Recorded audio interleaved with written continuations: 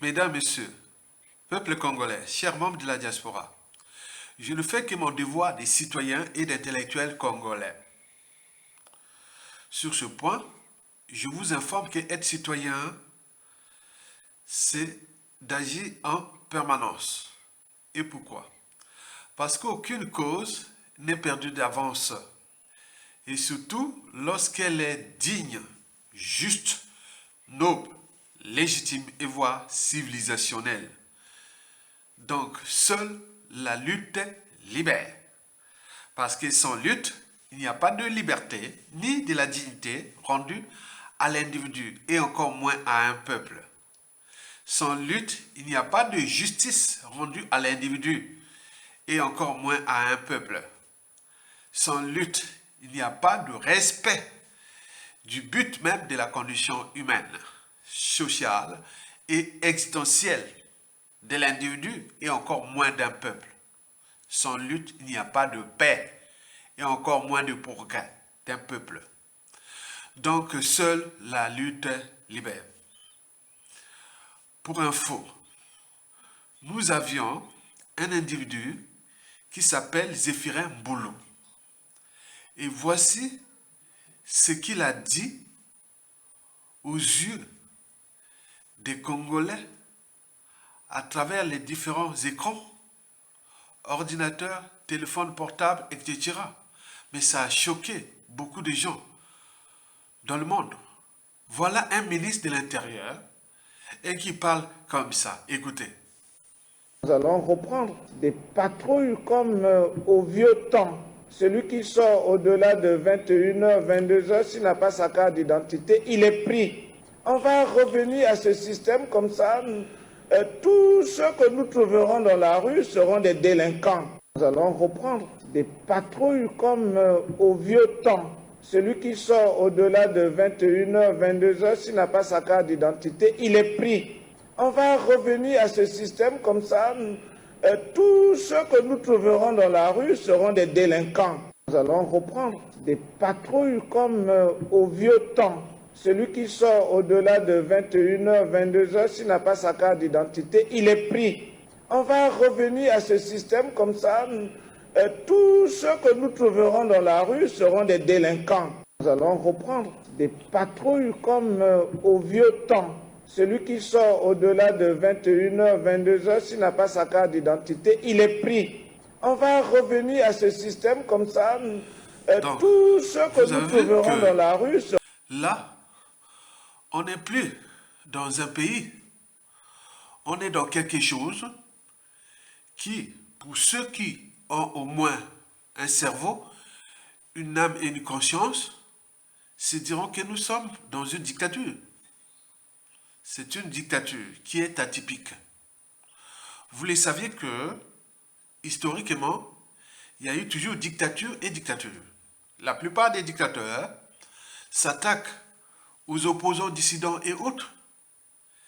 Et n'oublions pas qu'ils bouffent tout l'argent de l'État pour leur propre sécurité, parce que tout peut se chambouler à tout instant. Donc, ils bouffent l'argent de l'État et où ils oppressent, ils emprisonnent, ils forcent à l'exil ou tuent les opposants et dissidents. Ça, c'est les soldats d'une dictature. Mais celle de Sassou Nguesso, France-Afrique, là, est atypique. Parce que ce monsieur-là est venu s'attaquer au peuple congolais et à leur pays. C'est du jamais vu. Faites vous-même la lecture de la plupart des dictateurs. Nous avions une dictature, ou même des dictatures en Afrique centrale. Là. Prenez le cas de la Guinée équatoriale. Allez voir la condition humaine, sociale et existentielle en Guinée équatoriale, c'est-à-dire l'accès à l'eau potable, à l'énergie, à la santé et autres. Ça fonctionne. Mais en contrepartie, c'est une dictature qui est là, comme on le voit au Rwanda. Mais nous, il est venu s'acharner contre notre pays, contre nous, peuples congolais, sur différentes échelles. Et c'est ça que je vais vous expliquer. Que ce monsieur Zéphirin Boulou joue à un jeu dangereux pour lui-même. Explication. Mesdames, Messieurs, peuple congolais, chers membres de la diaspora, Vous savez que M. Zéphirin Boulot est traité de plusieurs manières dans les différents réseaux, officines de la résistance. Eh bien oui, j'en étais informé. On lui traite de Zaïrois, qui ne serait pas congolais. Donc c'est un Zaïrois. Et d'autres disent, bon, ben, il est quelque part de la Likwala, du côté de Dongou. Et d'autres ont dit qu'il y aura des origines du côté de... C'est les Téké, on ne sait pas quel endroit autour de Ngabé ou de tout autour là. Donc on ne sait pas son profil. Vous savez que les profils douteux, ce sont ceux qui prospèrent pendant la dictature de Sassou Nguesso, puisque dans toute organisation, lorsqu'il y a un dysfonctionnement, c'est celui qui a la tête qui en est responsable. Quand vous aviez à la tête de ce pays un profil douteux, on ne sait pas les origines de Sassou Nguesso, pas congolais. Et donc là, la suite est logique. Donc, Zéphirin Boulot, je vous informe que vos détracteurs, au moment que ça va chuter, vous aurez des soucis. Parce qu'on sait bien que vous n'êtes pas... Vous avez confisqué la nationalité française. Donc, vous étiez jusqu'au haut sommet de l'État, hein, pas au sommet, ministre. C'est-à-dire, vous n'êtes pas congolais. Et donc, il y a des détracteurs qui vous attendent de pied ferme au moment de la chute de Sassou Nguesso. Donc, nous avions là un ministre de l'Intérieur qui a des origines certes douteuses, mais surtout le profil. Il est là, on ne sait pas, il est d'où. Il est de Ngabé ou de Dongou là-bas, ou il tourne autour. Mais ce qui se passe, on dit que c'est un Zaïrois. Et il y avait même des vidéos qu'ils avaient expliqué comment Zéphirin Boulot est devenu congolais, jusqu'à devenir ministre de Sassou Nguesso. Vous le savez très bien. Donc nous sommes là avec, en présence d'un clown, au service d'une dictature.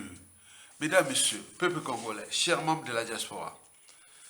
Alors, pourquoi M. Zéphirin Boulot est le sinistre, c'est pas un ministre, hein, c'est le sinistre de la sécurité publique et de la Gestapo. D'abord, sinistre de l'insécurité publique et pourquoi? Parce que vous savez que les forces de l'ordre devaient être au service du peuple qui les entretient. D'ailleurs, la sécurité des citoyens ou du peuple justifie l'existence et l'entretien d'une force publique. Mais celle-ci est donc instituée pour l'avantage de tous et non pour l'utilité particulière de ceux auxquels elle est confiée. Même à un régime ou à un pouvoir, quel qu'il soit, de fait, c'est-à-dire de type putschiste ou autoproclamé comme celui des Sassou Nguesso, ou comme le fut le cas de pouvoir des droits du professeur Pascal Lessouba, paix à son âme. Or, avec M. Zéphirin Boulot à la tête de l'insécurité publique dans ce pays, nous avions là une administration de la sécurité publique qui joue à l'insécurité publique. Et pourquoi? Parce que il est difficile pour des Congolais de souche ou même de naturalisés d'obtenir soit sa carte d'identité nationale ou soit son passeport, quel qu'il soit. Il est très difficile. Ils ont mis des mécanismes là-bas complexes pour tout Congolais, des souches pour avoir sa pièce d'identité. Mais c'est le parcours du combattant, moyennant finance. Mais combien de fois les passeports? Vous avez entendu cette affaire des passeports-là? que la plupart des Congolais qui sont à l'étranger, plus de 2 tiers ont des problèmes, des soucis, des problèmes de passeport. Donc l'État n'existe pas. Et nous sommes là en train d'observer. Mais il faut mesurer les dangers qui viennent après ces injustices-là. Donc, là, Zéphirin Boulou, après avoir privé les Congolais de leur citoyenneté et des droits fondamentaux, la liberté de circulation, la liberté de point d'opinion, d'expression, de tout ce que vous connaissez. Et là, ils s'attaquent à leur mobilité. Qui, des couvre-feux permanents à partir du 21h. Il s'agit là d'atteinte, d'une part, à la citoyenneté et à la mobilité des Congolais et de tous citoyens vivant sur le territoire congolais. Et d'autre part, oui, aux droits de l'humain, de l'humanité. Vous savez que ce qui nous distingue fondamentalement des animaux, ou des indigènes ou esclaves, c'est la liberté et la dignité. C'est les deux principaux fondamentaux des droits de l'homme et du citoyen. Vous voyez, dans les articles des droits de l'homme et du citoyen. Hein? Comment on appelle ça? La convention ou le traité sur les droits de l'homme et du citoyen. On parle de la liberté et de la dignité. Ce sont les deux fondamentaux des droits de l'humain et de l'humanité de la civilisation. Et personne ne doit vous priver de votre liberté et de votre dignité.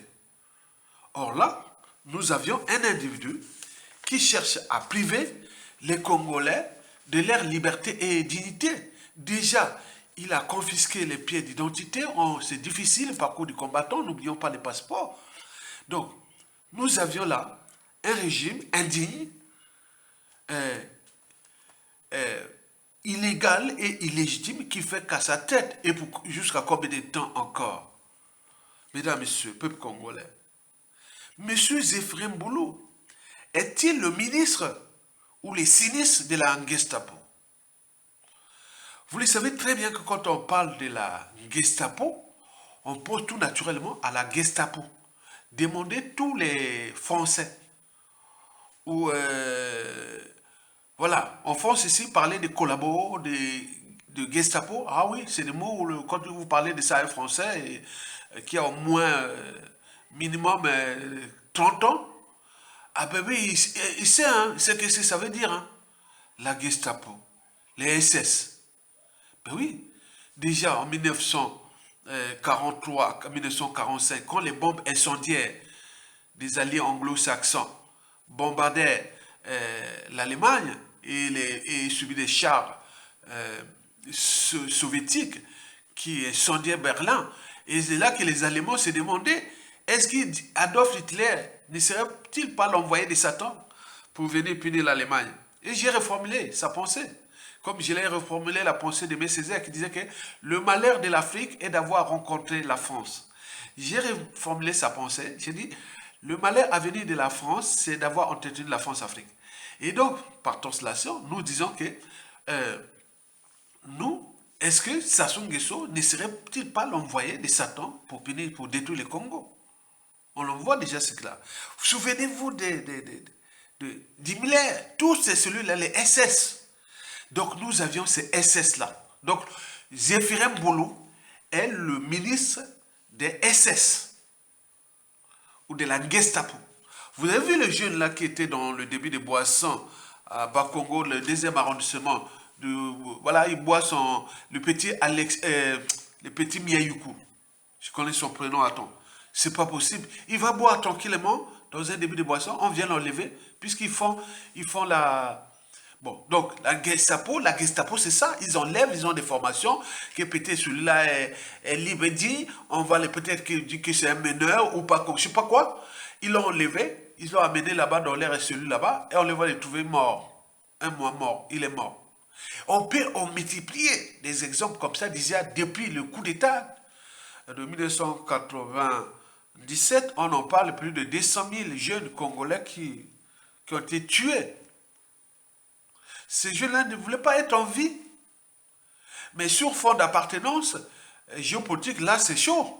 C'est une bombe à retardement. On tue les Bakongo, on tue les sudistes, on tue les... Vous voyez ça?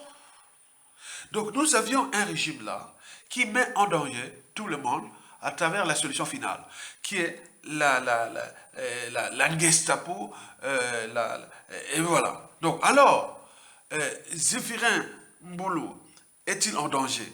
Ben oui. Et pourquoi? C'est pour 5 points essentiels. Je dis que je fais mon travail de visionnaire. Les visionnaires sont toujours en avance de leur époque. Et c'est ce que je fais. Mesdames, Messieurs. Le premier point, ben oui, il faut faire la lecture de la chute des dictateurs. Zéphirin Mbolo a trop d'ennemis dans ce pays, je vous dis sincèrement. Je ne vous cache pas. Comme les gens François Dengue, les gens de Gokemba, tout ce monde-là. Je vous dis, je suis la voix des sans-voix. Voilà. Donc, vous voyez ça? Donc, est-ce qu'ils ont fait la lecture de la chute de la plupart des dictateurs? Et à ce moment-là, ils se disent qu'ils peuvent se confirmer qu'ils auront des soucis. Des soucis graves. Ils vont aller même sur leurs descendants et autres. Qui sera la place des gens de Gokemba, des Boulou, de tout ça là, à tout instant? Vous imaginez? Le deuxième point sur 5, c'est que moi, j'en ai vu, personnellement. Moi, il n'y avait pas de problème. Je venais continuer les études supérieures après avoir enseigné au lycée la biologie et corrigé le PEUV, le bac 91. Et donc, j'arrive ici en France au début 92, mais au même temps que les régimes de Sassou Nguesso, les gens là perdaient le pouvoir. Mais j'ai vu ces grands-là qu'on appelait les grands du Nord. On le voit, ils galéraient ici, ils galéraient. Ils galéraient. Attends, c'était galère, ces gens-là. Mais heureusement, c'était encore une démocratie qui est naissante. On pouvait dire, bon, les passeports de la République populaire du Congo, bon, on les appelle, mais on va maintenant au passeport de la République du Congo, la vraie. Mais bon, on a distribué les passeports par-ci par-là. Mais cette fois-ci, ah mais non. Attends, ça se tombe là, les passeports, tout ça, tous ces trucs-là, c'est caduc. Mais qui sera à la place de ça? Ce sont les victimes d'aujourd'hui. Et qui sont tellement nombreuses sur différents coups sociaux et voilà, et professionnels et tout compagnie. Du nord au sud, de l'est à l'ouest, on ne sait pas où sortir l'ennemi qui attend, qui dit attendez les jours là. Hein? Comme je l'ai dit, faut parce que j'interprète ce que les autres pas. Les jours là, je ferai un boulot et ses enfants, et tout cas qui n'ont même pas visa ni passeport, non. Donc vous imaginez ça? Donc nous sommes là pour alerter. On vous dit, cessez de privatiser la citoyenneté congolaise. Faites les trucs normalement, attaquez vos opposants, mais faites les choses normalement dans les administrations. L'administration n'appartient pas à un régime, c'est un État, c'est le socle de l'État. Vous pouvez certes confisquer certaines institutions, mais les administrations, c'est impersonnel. Mais vous avez confisqué ça. Vous voyez, Jean-Domingue Okemba vient donner les passeports ici. Imaginez-vous que le patron de la CIA va livrer les passeports des Américains au Congo, ou le patron de la DGSE français va donner les passeports des Français au Congo. Vous imaginez ça? Ça se passe entre nous. Vous voyez que c'est au moment que vous avez l'arrogance. Les autres sont là, ils se préparent, sont excités, nako. Vous voyez ça, les dangers? Allez, les visionnaires seront toujours en avance. Donc, cette affaire-là, de 92 à 97, j'en ai vu, hein. Ah ben oui, hein, beaucoup. Mais là, ça risque d'être chaud. Parce qu'il y a eu dérèglement politique et militaire dans le Nord. Et le Nord n'est plus uni comme ça, parce que vous, parmi vous, là, même là où vous êtes là, il y a des gens autour de vous qui veulent vous punir. Alors qu'avant tout ça se jouait nord-sud, est-sud, nord-sud. C'est fini ça. C'est fini ça. Vous avez trop d'ennemis dans le Nord. Hein, Boulou et tout ce monde-là. Au moment que vous allez chuter, vous avez foutu les gens en prison, ils sont là en prison, ils ne sont pas des nordistes. Vous avez tué des gens dans le Nord là, ils ne sont pas des nordistes. Donc vous imaginez, donc mesurez déjà, vous le savez déjà, très bien, que les lendemains seront difficiles pour vous. Ok? On est bien d'accord? Très bien. Le troisième point qu'il faut retenir, c'est que chez nous, on dit, celui qui porte le deuil ou la cicatrice n'oubliera jamais. Voilà. Vous avez porté les deuils, les cicatrices à tout le monde ici. Mais vous croyez qu'il a oublié? Non. Les gens, c'est la stratégie. Au moment où tout a changé, tout a changé. Il y a on nous fait des anecdotes et autres. Au moment que Sassou avait pris le pouvoir, il y a d'autres, ils ne se parlaient pas même au temps de l'histoire. Ils étaient amis, après ils ne se parlent plus. Voilà, on était bien. Voilà, donc vous voyez quoi, ça change là. Ah oui, hein, ça va être chaud. Hein. Donc préparez-vous, on vous donne les signaux d'alerte. Continuez à jouer au Rambo contre le peuple, contre tout le monde dans ce pays, avec les moyens de tous. Ah, c'est dangereux. Donc, troisième point là, il faut en tenir compte. Mokili tour à tour. Lelo yayo, lobi ya moninga. Le quatrième et avant-dernier point à retenir, c'est notre anthropologie politique, sociale et autres. J'ai fait un boulot, honnêtement. Honnêtement. Est-ce que vous ne savez pas que nous, Africains, à chaque fois qu'on a un pouvoir, on a tendance à rendre justice soi-même. Est-ce que vous ne savez pas? Mais c'est ce qui va arriver. Les autres sont déjà là. C'est danger. Donc nous sommes là pour alerter parce qu'on vit de manière frontale cette situation. On est venu choper les procès France-Afrique. On est tout. Mais les autres se préparent ça. C'est ça que je parlais de notre anthropologie. On prend du plaisir de punir ces gens-là demain, comme disent les autres. Donc nous sommes là. Mais si vous la compliquez, les autres vont vous compliquer grave. Vous imaginez, vous êtes habitué à aller au étranger, puisque vous avez tiré le peuple vers le bas. Il ne peut pas bouger ni voir. Mais vous voyagez, vous allez avoir besoin de visa, de passeport. Mais ce n'est pas tout. Mais les victimes là ont placé leurs pions. Ils sont partout dans tous les pays périphériques ou de main haute, l'Afrique. Ah tiens, comme vous l'avez fait, non? Pourquoi certains résistants ne peuvent pas aller dans certains pays d'Afrique? Parce que vous avez, par l'union des dictateurs ou Force Afrique, vous avez fait. Mais demain, c'est aussi ça. Hein? C'est dangereux. Vous allez voir, vous allez où en Afrique? Mais ici, en Europe, il y aura des pressions qui, pour les accords diplomatiques, économiques et autres. Non, cette personne-là. Vous savez comment on a fait au Rwanda, là? On a mis les tableaux des personnes à rechercher pour la CPI. Dans ces tableaux, vous êtes là à l'intérieur. Vous êtes là à l'intérieur. Différents boulots. Je vous dis, c'est ça, moi. Enfin, le cinquième et le dernier point, tient à la parole de Guillaume Soro. Ben oui. Écoutez ça, ça va porter conseil parce que le cycle de vie bourreau-victime est réversible. Lelo yayo, lobi ya moninga.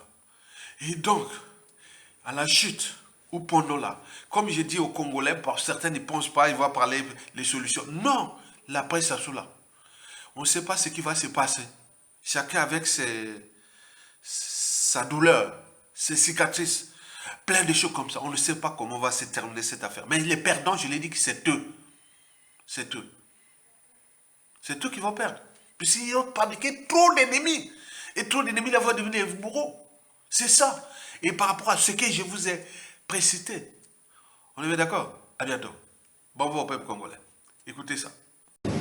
La violence, alors ce sont ceux qui ne se sont jamais blessés à la langue et donc qui ne connaissent pas le goût du sang. Alors nous allons... Combien? Ça peut durer 5 ans, 10 ans, 15 ans, 20 ans, mais ça finit. Le jour où ça finit là, si l'autre vient, et puis il dit, bon, sortons les anciens dossiers, on va regarder. Bon, on va faire comment? Donc il faut à un moment donné arrêter le cycle. Quand on est au pouvoir, on a l'impression qu'on est tellement fort, on est tellement puissant, on peut... Non, pardon. Pouvoir là, ça blague un temps, c'est tout. Vous voyez même, quand tu vas dans un restaurant pour manger et puis tu veux critiquer au fond, on dit attention, il ne faut pas critiquer au fond parce qu'il se transforme en mouche pour venir écouter ce que tu dis. Vous n'avez pas entendu ça? Non, on n'a pas entendu ça. Mais le jour où on a dit au fond est mort, j'ai dit c'est faux. La violence